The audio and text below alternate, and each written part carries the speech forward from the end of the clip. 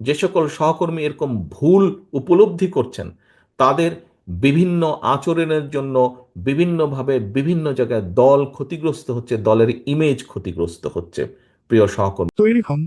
তারেক রহমানের বিস্ফোরক মন্তব্যে নির্বাচনকে ঘিরে বিশাল চমক। বিশ্বস্ত সূত্রে খবর, বিএনপি ভারপ্রাপ্ত চেয়ারম্যান তারেক রহমান দাবি করেছেন, কিছু মানুষ সংস্কারের কথা বলে নির্বাচনের প্রক্রিয়া ইচ্ছাকৃতভাবে বিলম্বিত করছে। কিন্তু প্রশ্ন, এটা কি আসলেই ষড়যন্ত্রের একটি গোপন কৌশল? ফেনীর সোনাগাজীর এক সমাবেশে ভার্চুয়ালি যুক্ত হয়ে তারেক রহমান তার বিস্ফোরক বক্তব্যের মাধ্যমে পুরো দেশকে তোলপাড় করে দিয়েছেন। যতদিন না গণতন্ত্র প্রতিষ্ঠা হচ্ছে, ততদিন আমাদের সংগ্রাম চলবে বলে তিনি ঘোষণা দিয়েছেন। কি সেই সংগ্রাম কি আসলেই সঠিক পথে যাচ্ছে?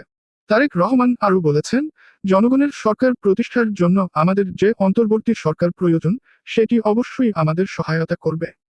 বিএনপি শক্তিশালী দলীয় নেত্রী এই মুহূর্তে আশায় বুক বাঁধছে, জনগণকে মুক্তি দিতে হবে দ্রুত।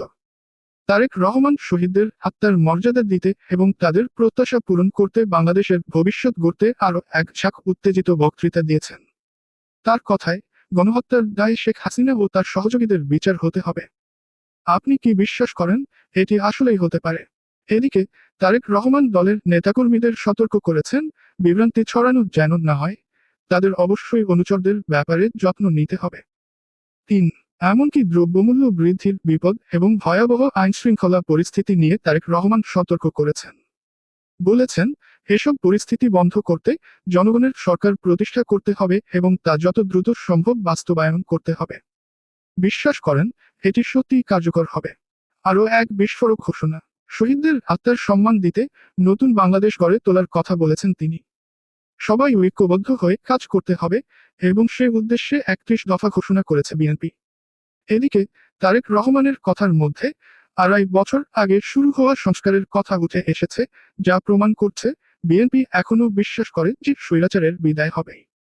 এমনকি ফেনীর সোনাগাজীতে ৯ বছর আগে ঘটে যাওয়া ক্রসফায়ারের ঘটনা, যেখানে বিচার বহির্ভূত হত্যাকাণ্ডের শিকার যুবদল নেতা মাসুদের পরিবারকে ঘর উপহার দেওয়ার মাধ্যমে তারেক রহমান নতুন অধ্যায় শুরু করেছেন। কিন্তু আসলেই কি সবকিছু পরিবর্তন হতে চলেছে? সময়ই জানাবে।